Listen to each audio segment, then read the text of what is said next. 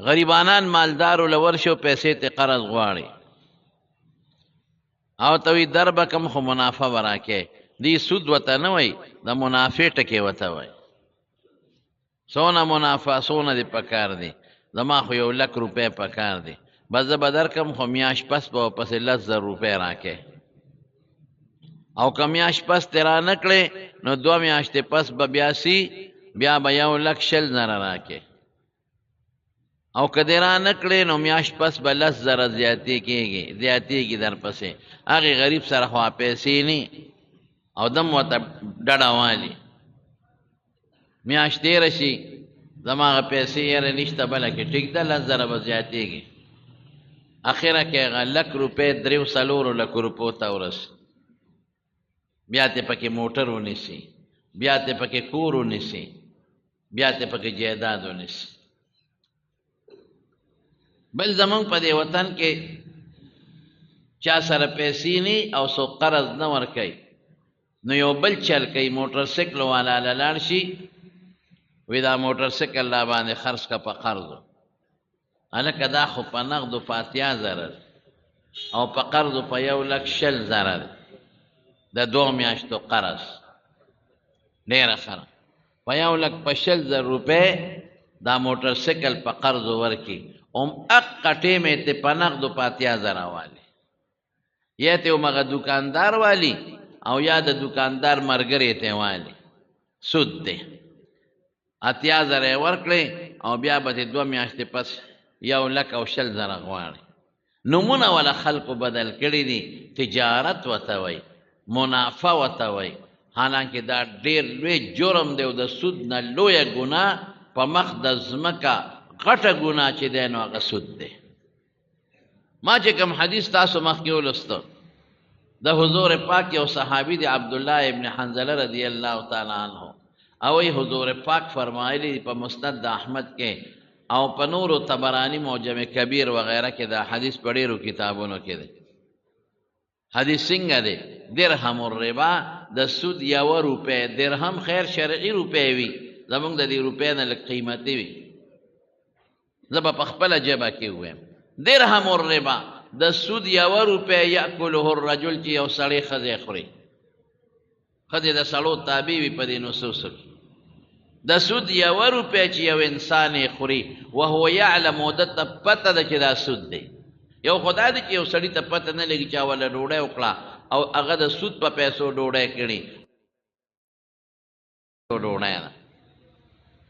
نه چې ورته پته چې دا د سود د پیسو ده رسول الله صلی الله علیه وسلم فرمایي اشد عند الله اشد من 36 زنیتن 36 زناکارو باندې الله دومره نه خفه کیږي لکه په دا سود په 1 روپۍ استعمالولو خوراک چې خدای څونه خفه کیږي دومره لوی جرم شي زنا خو ډېر لوی جرم دی او ډېره لویه ګناه ده لا تقربوا الزنا انه كان فاحشه وساء سبيلا قرآن شریف کې الله وایي ګوره زنا ته نږدې نشئ دا د خدای نه ډېره خطرناکه لار ده د الله د په دین کې او د دین خلاف خطرناکه لار الله پرې ډېر خفه کېږي 1 روپۍ زما وروڼو ګورئ دا که سړی 100 روپۍ خوري 1,000 روپۍ خوري ورکوه ضربونه 1,00,000 روپۍ تا د سود استعمال کړئ نو 1,00,000 له په 14 زناکارو کې ضربه و ضرب ورکا څومره به ته جوړېږي 1 روپۍ د سود چې د ته پته یو ته استعمالې او ته خورې د پیغمبر مبارک وي زه نه ویم د 14 زناکارو نه د خدای په نس خطرناک جرم دی 14 ګره ته یو سړی زنا وکړي دونه په الله خفه نشي لکه 1 روپۍ د سود چې ته وخورې دا یوه ګورې ډېرې نه څومره خطرناک جرم مخکې دا سود دا جایز و زمونږ د په نورو دینونو کې اوس هم بعضې خلک یې ښه کولو جواز سره استعمالوي او د رسول الله صلی الله علیه وسلم اعلان وکړه چې سود حرام مکمل اعلان خلکو به سودونه کول پیسې به یې ورکړې په سود باندې او دغه طریقه وه چې دا تاسو ته ما کومه طریقه وي او هغې به بیا وصولول وی دا خو یو تجارت دی که نه لکه څنګه چې سړی عام تجارت کې یا سود هم یو تجارت دی خلق په ذهن کې دا سوچونه کوي ولې که دا 1000 روپۍ زه یو ځای کې استعمالوم نو ماله خو ګټه کوي نو چې دله مې ورکړې دی به راله ګټه راکوي که نه داسې نه ده استعمال یې که دا خو تره مسلمان د ضرورت نه ناجیزه فایده اخلي ولې ظلم کې زیاتې کې مسلمان له قرض حسنه ورکړه او که اعتبار دې پینی په دې مسلمان باندې نو مه ورکړه په سود ولې پیسې ورکړې قرآن شریف کې رب العالمین فرمایي وورئ دا آیت یا ایها الذین آمنو ای د ایمان خاوندان څومره د مینې الفاظو سره الله اعلان کوي قسم دې دا د خدای د مینې الفاظ دي یا ایها الذین آمنو ای ایمان والو ایمان ست منې او الله سره به مینه کوې نو منې به د الله قدرت او د الله صفتونه به منې څومره د مینې لفظ شو ای خلقه تاسو ما منې ما سره مینه کوئ زما قدرت زما صفتونه منې نو یو خبره واورئ ای د ایمان خاوندانو اتقوا الله د خدای نه ویریږئ څومره خطرناک لفظ دی لکه څوک چې چا یو غلط کار کوي او ته ورته د خدای روی ور واچې چې د خدای دپاره دا کار مه کوه د خدای نه ویریږه نو که ده کې انسانیت او اسلامي دی به خامخا دا کار پرېږدي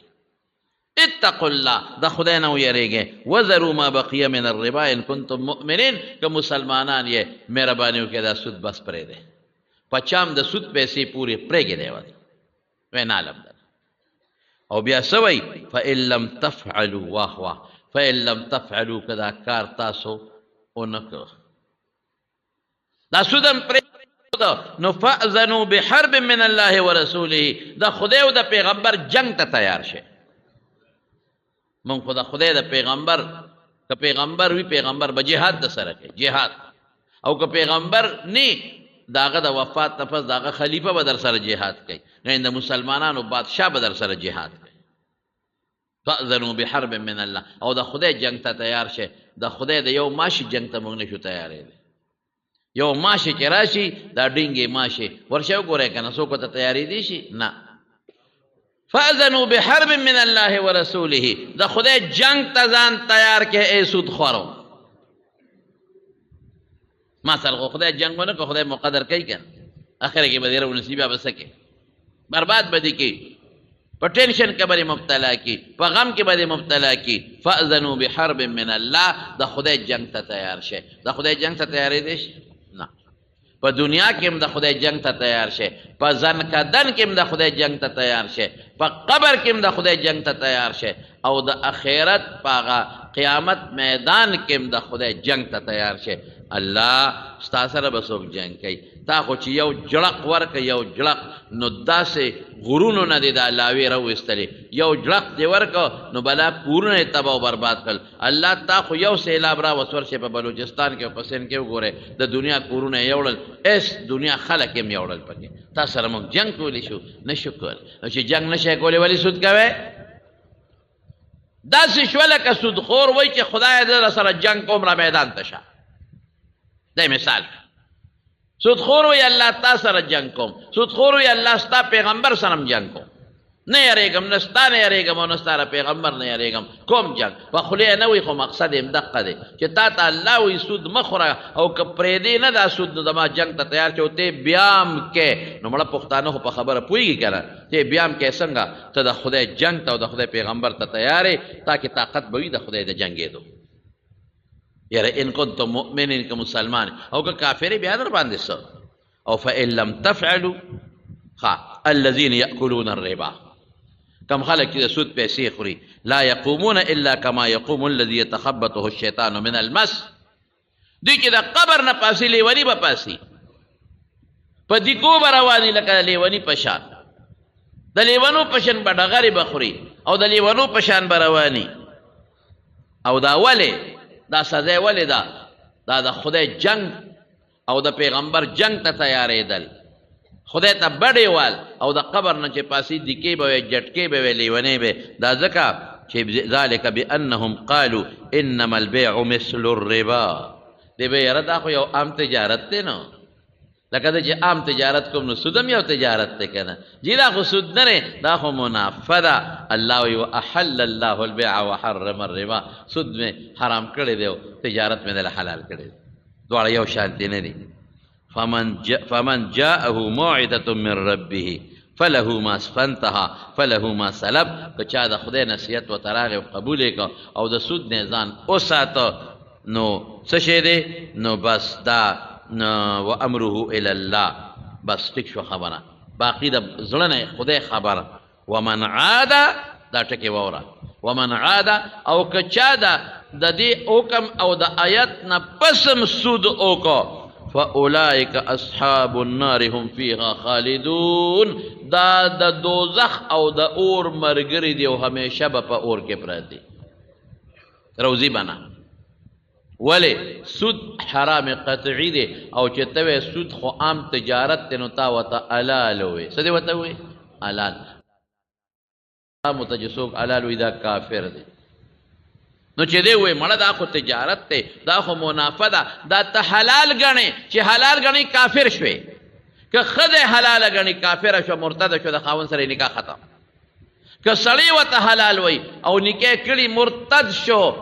د ده دا ټول اعمال باطل شو. د چې له دې نه مخکې څونه منځونه کړي دي، روجې نیولې دي، حجونه یې کړي دي، عمرې یې کړي، ټولې په اوبو لاو، مرتد شو، کافر شو، نکاح او په جهنم کې به همیشه دپاره پراته. اوس که یو سړی دا وایي یاره سود خو کومه خو حرام دی، حرام خو دی کوم، ګناه ورته وایي چې دی کومه، دا کافر نه دی، دا کافر نه دی. خو د ده سزا څومره ده؟ د ده دومره سزا ده لکه د شپږو دېرشو زناکارونه زیاته سزا ده یوه. او دویم څه دی؟ دویم د ابوهریره رضی الله عنه حدیث دی. څه وایي؟ قال رسول الله صلی الله علیه وسلم الربا 70 جزءا ایسرها ان ینکح الرجل امه. الله سود چې دی دا اویا د به پښتو کې درته ویم، سود دومره خطرناکه ګناه ده لکه سړی د خپلې مور سره اویا پیرې زناکاري کوي. اویا پیر دې سزا ته به څوک ټینګي؟ دې ته به څوک ټینګي؟ پیسه ډېر خوږ شی دی مړه. مړه پیسې دپاره خو خلک مورم وجني، مړه پیسې دپاره خو خلک خورم وجني، مړه پیسې دپاره خو خلک رورم وجني، مړه پیسې دپاره خلک پلارم وجني. اینې تاسو روزانه مړه پیسې دپاره خو خلک ښځم پرېږدي، مړه پیسې دپاره خو خلک ګاونډي وجني، مړه پیسې دپاره خو خلک د هر چا ایا علي، مړه پیسې دپاره خو خلک قبر هم تباه کوي او خیرت هم تباه کوي. نو سود دی وګټه، پیسه دی وګټله، موټرګی دی وګټه، لږ خوشحاله ژوند دی له دنیا دی یو څو ورځو تېر کړه عامه خوشحالي. نو که ورته ارام وی ارام چې دا خو ارام دی او زه ورته حلال نه ویم ګناه ده، نو بیا هم څونه سزا شوه؟ بیا هم د خدای جنګ به ورسره الله کوي، پیغمبر به ورسره جنګ کوي، بادشاه به ورسره جنګ کوي. او چې ګناه ورته وی چې دا ګناه ده کومې خو یاره ګناه ده، نو 1 روپۍ د شپږو دېرشو زناکارونه زیاته ده. او چې ګناه ورته وی ګناه چې ګناه ده خو کومې، نو داسې شوه لکه چې مور سره دی او یا کرته بدفیلي وکړه خپلې مور سره. او که نه وی چې مړه دا خو تجارت دی، ګوره تا ورته ګناه نه وی حلاله دی ورته وی. مړه دا خو مولیان لګیا دي، مولیان نه دي لګیا، د خدای قرآن لګیا دی.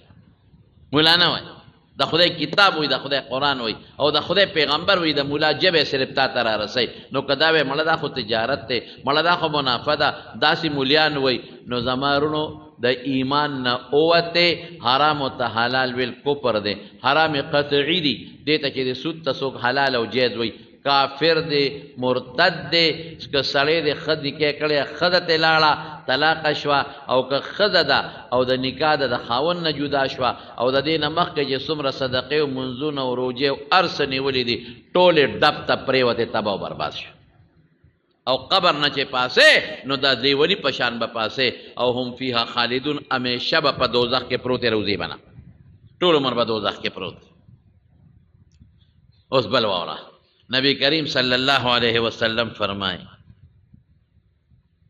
وی اوه کسان دی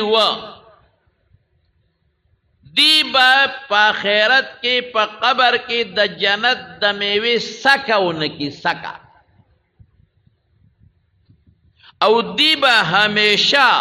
وی الله وی په ما لازم ده چې دوزخ ته به لېږم، او الله وی همیشه به په دوزخ کې پراتی، او د جنت ته نعمتونه به په دې خولې م رانه ونه سکي. رب العالمین فرمایي هغه وو کې یو څو کسان د تخیم ټول نه یو هغه چې همیشه شراب سکي د شراب عادي دی شراب سکي یو ځل اوس کله توبه وسته ټیک شو نه د سره مستقل شراب پراته دي او شراب سکي یو دا او بل څوک دی چې په ناجایزه طریقه د یتیم مال خوري څه ودی خو زه خپل مقصد درازم بل هغه انسان چې سود خوري او سود خوري او سود کوي نو چې کوم انسان سود کوي رسول الله مبارک څه فرمایي وی په ما حق علی الله الله وی چې په ما لازمه ده لازمه چې دوی برانه جنت په سترګو نه ویني او د جنت د میوو څخه برانه دی نه کوي دام کم سود خور دی دا هغه سود خور دی چې دوی مړه سود پکې چا آرام کړی دی دا خو یو تجارت دی یو منافع ده او حلال وته دی د پاسم زما دا بیان چې څوک اوري نو بیا به هم سود کوي نه به کوي انشاءالله العزیز توبه به وباسو د سود نه ناره به تېره کړو لوږه به تېره کړو خپل رب به نه خفه کړو ناره او لوږه به تېره کړو خو د خدای جنګ ته نشو تیارېدی نارې او لوږې به تېرې کړو خو په قبر کې او په آخرت کې د خدای عذاب ته موږ نشو ټینګېدی او نارې او لوږې به تېرې کړو خو موږ به ځان له همیشه جهنم په بیه ورنه رسول الله صلی الله علیه وسلم چې کله معراج ته لاړ او واپس راغی نو یې ما ته خدای پاک یو څو څیزونه وښول وایي بعضې کسان مې ولیدل چې غټې خېټې وې او لکه د شیشې په شانتې وې دنې کولمې او هر څه د بار نه ښکارېدل او په دې خېټو کې دننه ماران او د خېټو دا کولمې او دا څیزونه یې خوړل او چغې دې خلکو وانه یو مې ده ولیدل دویم مې داسې یو سړي ولید چې د وینو دریاب دی او خوټ کېږي د وینو دریاب دی او خوټ کېږي ګرم دی او یو سړی د هغه وینو په دریاب کې په دې منځ کې ولاړ دی او بل سړی د دریاب په غاړه ولاړ دی او هغه سره کاڼي پراته دي د کاڼو ډېرې دی ورته دا کوم سړی چې د دریاب په منځ کې د په دې خوټ کېدلو وینو کې دی دې دې غاړې ته راځي نو د غاړې دا سړی په یو کاڼي اولی او چې څنګه اولی نو رسا په دې خوله ولګي او د هغه کاڼي دومره زوري چې د دریاب منځ ته یې ور ورسوي دی بیا لامبو وی او غاړې ته راځي دی ورته ولاړ دی خو چې رانږدې شي په کاڼي ښه مضبوط رسه وولي او چې ویلي نو هغې دومره زوري چې د دریاب منځ ته یې ور ورسوي هغه لامبو وی سوځیم او وینې دي په وینو کې دی نو حضور پاک د تپوس وکړه د جبریل علیه السلام نه وایي دغه سړی څوک و چې دا خېټه غټه وه پړسېدلې شیشې غوندې ما ته دننه هر څه ښکارېدل او خېټه کې مارانو چکونه لګول او دا څوک و دا دریاب والا وایي دا ستا د امت هغه خلک چې سودونه کوي او سودونه خوري چې مړ شي د چا دغه سده او د چا دا سده سداګانې خو مختلف وي چا له هغه سده ده او چا له دا سده ده چې دا کم سړی مړ شو او سود خور دی ټینګېدی شی دی ته نه نو سود ډېر خو دا پیسه ډېره خوږه شو قسم دی د پیسو له خلکو ایمان پرېښود د پیسو له خلکو خپل رب پرېښود د پیسو له خلکو د خپل پیغمبر پرېښود دا به څه کوي او یاد وساته زمانو روزي هغه ده چې خدای پاک موږ له مقرر کړی چې څومره رزق دله مقرر دی حقه به دله راځي دویمه پکې نشته یو ډېر لوی بزرګ تېر شوی دی حبیب عجمي رحمت الله علیه دا د تاریخ دا و چې د لومړو زمانه کې سود کو سود خور نو یو ځل کور ته راغی نو ښځې ته وایي ډوډۍ راکړه وایي ډوډۍ نشته نه اوړه شته په کور کې او نه په کور کې ترکاري شته چې دله پخه کړم وایي 2 منټه کې دله هر څه راوړم نو چې چاله پیسې په سود ورکړې وې نو یو پسې لاړ هلکه راکړه ډوډۍ راکړه هغه نه یې اوړه راوړل بل پسې لاړ غوښه راکړه بل پسې لاړ غوړي راکړه مثلا بل پسې لاړ د هغه سود په پیسو کې هغه سود کې ته څیزونه راوړل او ښځې ته یې کېښودل ته وایې چې سامان نشته دا څه دی شه پخوه غوښه یې پخه کړه ښځې دې ناستې اوس دې غوښې ته غوښه پوټ کېږي دې کې یو سوالګري اواز وکړه خیر راوړی خدای مو بخا سوال یې دی ورته څه وایي ور یو خبره ته بله م وکړم چې دا څوک سود کوي دا پوره شومپړه کمي دی خو په سود پیسې را جمع کوي نو چې د چا پیسو سره دومره شوق چې دی د خدای او د رسول جنګ ته غاړه ایږدي دا شومه مې د انتهایی شوم پړه. نو سوالګر چې سوال وکړ نو دی ورته څه وایي زمړارو کېږه سنډا ځان له ګټه که نه سوال کې او غواړ او ګوره دا سوال هم ګناه ده ښه. نن سبا د سوال هم مختلفې طریقې راوتې دي. پخوا به خلک په دې دکانونو ګرځېدل او سوال به یې کو. په دې دکاندارانو بولې یو پیسه او دوه پیسې یې ښودې وې نو اب یې وله ورکولې. هر چا په دې ښارونو کې به وله ماته روپۍ ښودلې وه. اوس هغه شی ختم شو. اوس سوالګرې ګرځي وي 100 روپۍ نه کمې نه هلل. ما ته بل په خپل یو کس وې وی سوالګرې راځي یو ځای ته تللي زما دوستان دي په دې شیرین کوټو کې کپړې والا وی یو سوالګرې راځي او هغه سوال کوي او د 100 روپو نه کم نه هلم. دا اوس وګوره ته نه هلم د 100 ولې ستا په ما موټ خرڅ کړي دي که نه څه مې ده نه څه چل شوی دی چې 100 روپو نه کم نه هلې. دا خو د هر چا خپل وس دی که دله چا درکړې والا او که نه هلې نه 100 سے کم نہیں لوں گا. نو یو تم وی بل تم وی دا زبردست تجارت دی. ماسخوتن چې کور ته دي زرګونه روپۍ پیدا کړي. یو ځل پخوا په دې قصه خانه بازار کې روانه یو رکوټې غوندې هلک و بشیر جانه ماشوم غوندې یو رکوټې کوټینې هسې د قد نه رکوټې و. هغه ځان له خپل تجارت شروع کړی چې څوک به په لاره تلل بس د هغه د خپې ته به یې ور ټوپ کړی او کلکه به یې ترې خپه ونیوله او یې 100 کانوړ. هغه زمانه کې 100 روپۍ داسې وې لکه چې 1000 روپۍ غواړي 100 بلکې هغې نه هم زیات و چې ور ټوپ به یې کړه خپې ته. بس خلکو به چې خدای د خپې نه یې سره نیولې م دی بلا سره څوک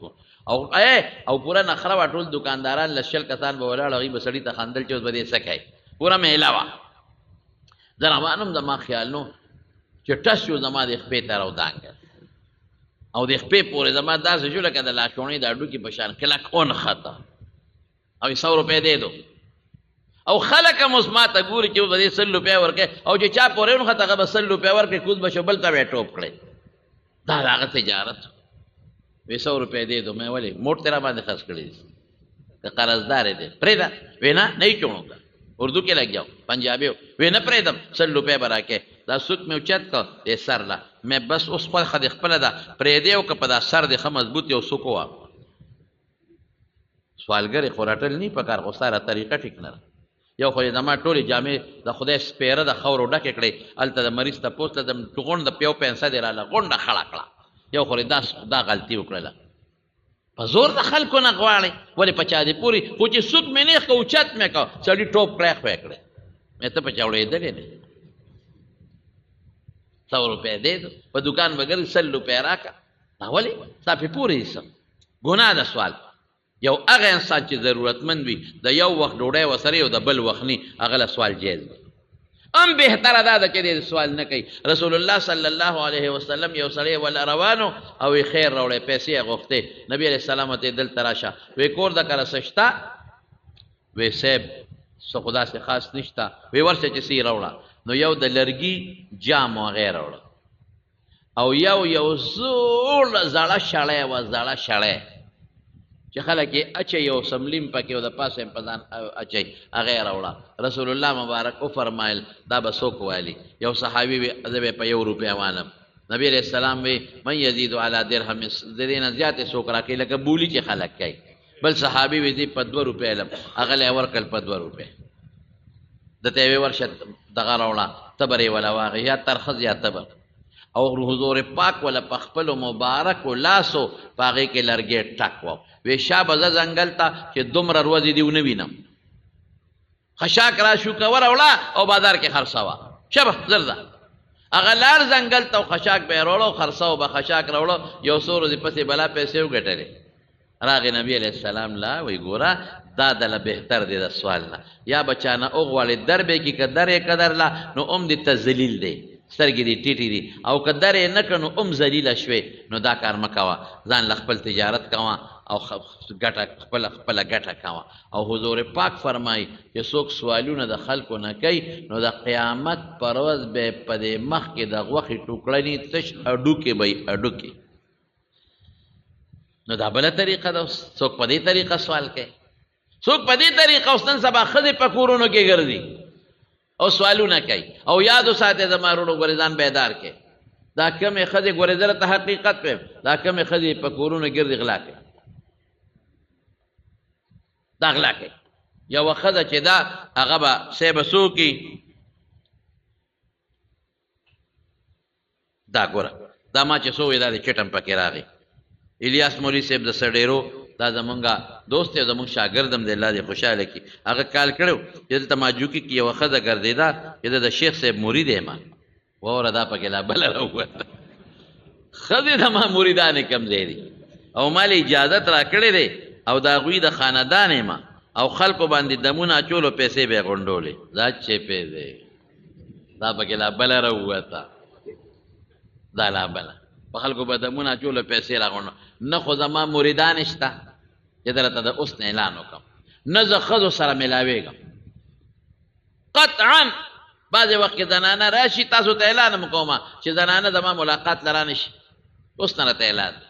د جمعې په ورځ بعضې زنانه نیکانې وي صالحانې وي د هغې دا خیال دی چې دی به راته دوا وکړي د هغې دا خیال دی به را باندې دم واچوي د هغې دا خیال دی به وظیفه را کړي نه پاک پام کوئ قطعا ما کره را نه شي زنانه پردی خاوندان دی راشي رونه دی راشي بچي دی راشي د هغې په واسطه به ورته دوام کومه وظیفه به م وله ورکومه او اوبه به وله دموم زما دا قانون دی چې زه زنانو سره نه میلاوېږم دا مې فیصله ده کرام شي زه نه میلاوېږم زنانو سره نو ولې راځي زنانه نو نه مې ښځې په ټیلیفون بعضې زنانه رانه وظیفه وغواړي هغه وظیفه وله ورکړم نه مې مریده شته نه مې د خاندان څوک شته او چې دا دمونه اچي او پیسې غونډوي او دا ښځه چام ګیره کړه که نه دا او ښې ټکوې په دې خبره پوهېږې څه چل به ورسره کوې خو تاسو نه ګورئ غم به جوړ کړئ زنانو ته ووایئ پردو ښځو له به ګوتې نه وړئ خپلو زنانو ته ووایئ چې راوې پرځئ او سمې وټکئ لکه پخوا چې به هغه وږي تاسو په هغه کوتکونو ډزوله دقسې وډبوئ او که زما نوم څوک د چندې دپاره استعمالوي چې دا د پلانکي دپاره چنده غواړم د جومات مدرسې دپاره نو موږ د جومات مدرسې دپاره چندې په لارو کوڅو کې نه غواړو نن سبا خو دام رواج دی صاحب دام د سوال یو انوکه طریقه ده دام طریقه ده په لارو کوڅو کې سوزکې روانې او خدای مو بخه او جومات جوړېږي او خدای مو بخه او مدرسه جوړېږي او خدای مو بخه یتیمانان دي وجاړي یتیمانان ماشومان یتیمانان او چنده راکې نه یتیم شته او نه پکې مسکین شته په مدرسه کې دروغ وایي دا یتیمانات بشیرجان یتیم دی څه خدای ته وګورئ غټ غټ هلکان په مدرسو کې سبق وایي دا یتیمانان دي دا مسکینان راوړي شی که نه دا ظالمان لګي وپوټئ تاسو غواړئ مولیان په مخ اخېستي کنځلې ورپسې کوي خدای مو بخه یتیمانان دي او مسکینان دي که نه او د ډوډۍ نار دي څونه تاوان یې وکړي یو خو مدرسه دې ذلیله کړه خوار شي خلک وایي دا مدرسې دونه خوارې شوې او د مدرسې طالبان دونه خوار دي اوس هم خلک وایي د طالبان دي او دا غریبانان دي او دوی سوالونه کوي یو چندې غونډئ مدرسه دې ذلیله کړه خوار شي مدرسه دې سپکه کړه خوار شي دروغ دی وایي یتیمانان په مدرسه کې نشته دروغ وایي خوار شي او که چې کوم یتیمانان په مدرسه کې مدرسه لنګر ورکوي مدرسه بوله نشته خشت هر یو مدرسه کې کتاب شته مدرسه کتاب هم ورکوي دا طریقه ده په سوزکو کې به ګرځي هغه چې 15,000 روپۍ راو 6,000 روپۍ د خلکو نه راغونډې کړي مثلا نو 3,000 روپۍ د سوزکي شوې هغه له خپله کرۍ ورکوي بلکې په 4,000 هم سوزکي نه ګرځي 4,000 سوزکي واغېستې 2,000 پاتې شوې 2,000 په نصف اللی و نصف اللک نیمې د مدرسې شوې او نیمې د دې چندې والا شوې لا چې په نیمه رضا شي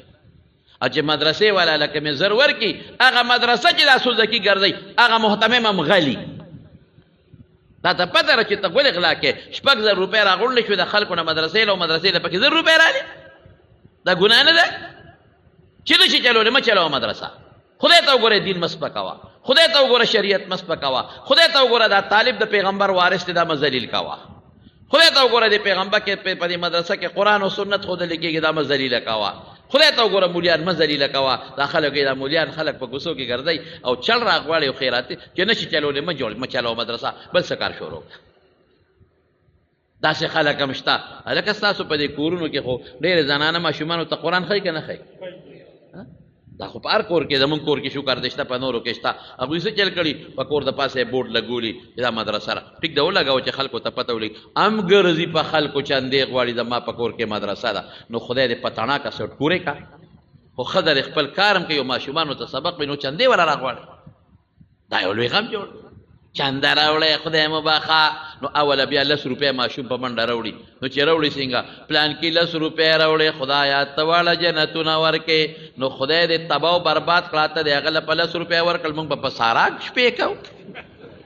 موږ به څه کوو د جنت ټیکهدار یې ته 10 روپۍ ورکه ته ټیکهدار یې چې جنتونه ورکې او ته جنتونه خو نشته جنتونه خو خدای ته پته ده چې څومره دي دروازې ته دي یو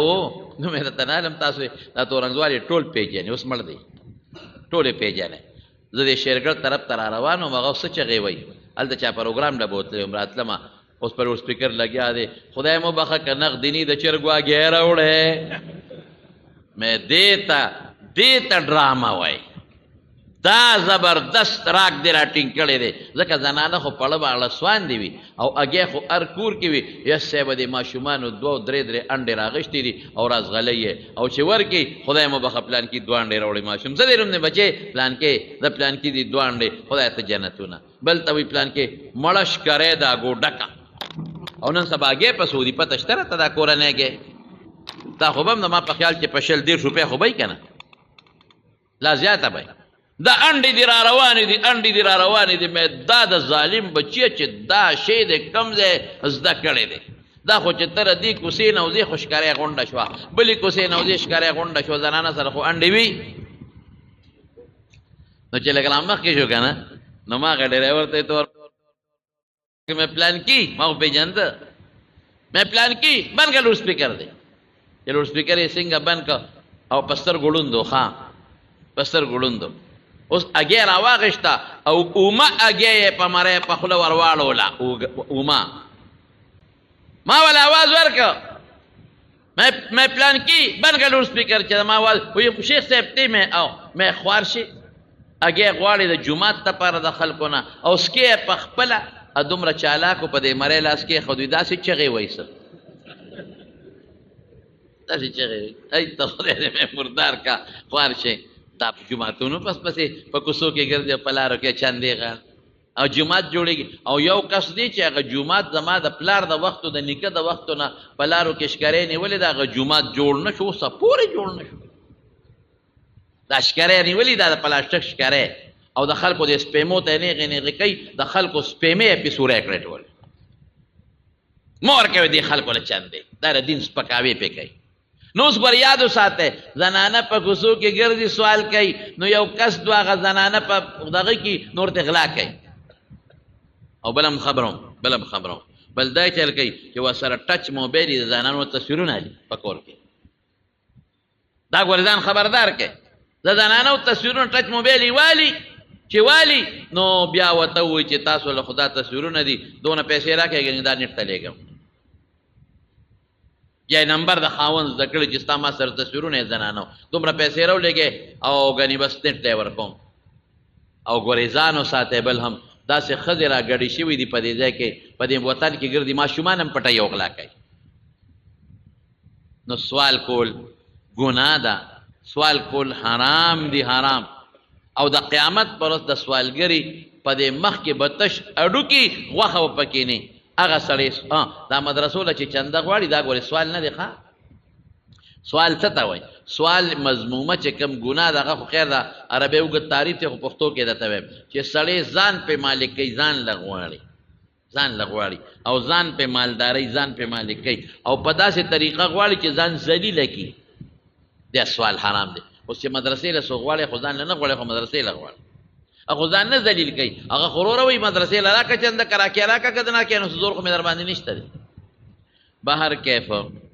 هغه سوالګري اواز وکړه حبیب عجمي هغه ورټه ورته ویې زمانه څنډه خپل کار کوه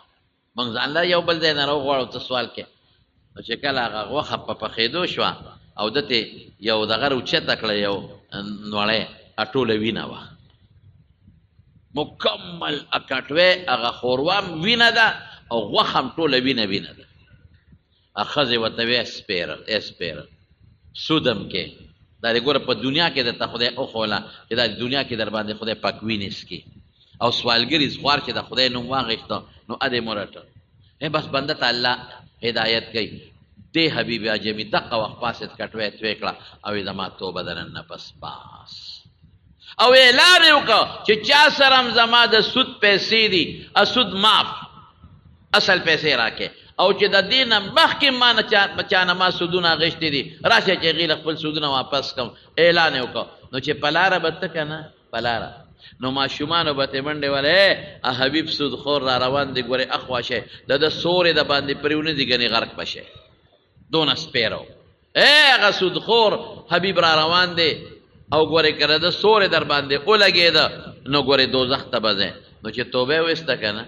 نو ماشومان ګور خدای د ماشومانو زړه کې واچول د نیکانو سره مینه خدای د نیکانو په زړه کې اچي حدیث رسول الله مبارک دی نو ماشومانو به خلکو ته وی هغه حبیب توبهګار را روان دی الله راشي چې ورته ورنږدې شو د الله سوی ښکل کړو الله چې د سورې را باندې ولګېد چې خدای مو جنت ته بوځي د هغې حبیب نه خدای پاک یو ډېر لوی شخصیت جوړ کړ سوالګر چې سوال وکړي او ته پوهې چې دا مجبوره دی یا یو ښځه او هغه مجبوره ده او د خدای نوم یې واغېست ورکوه ولا او دا چې کوم کاروباري دي نه ځان ساته رسول الله صلی الله علیه وسلم یو ځل کور ته راغی ام المؤمنین ته وایي د خوراک څه شته وایي یو د الله رسوله وی لږه غوښه چې راوړې وه په رکیبې کې هغه مې تاله تاخچه کې ښودې ده مې چې حضور پاک راشي وبه یې خورې نو چې دا څنګه ورله ام المؤمنین د مسلمانانو مور او پلیټ ته یې ګوتې کړه کې کاڼی پروت سپین کاڼی پروت الله رسوله دی کې خو غوښه تاله ګاونډۍ را لېږلې وه او ما تاله ښودې وه چې تاسو به یې وخورئ اخو بکره د سپین کاڼي ته جوړ شوی دی حضور پاک ورته وفرمایل څوک سوالګر خو نور راغلی چې سوال یې کړی وایي او یو سوالګر یې اواز وکړه چې خیر راکړې خدای مو بخه وږې ما وی خدای دې وبخه رټلې مې نه وه خو ما هغه غوښه ځکه ورنه کړه چې مې تاسو به یې وخورئ ځکه نبي علیه السلام به همیشه خوراک به نو په خېټه باندې به یې کاڼې تړلې و د لوږې د وجې نه نو سوالګر یې لاړ وی ګوره دا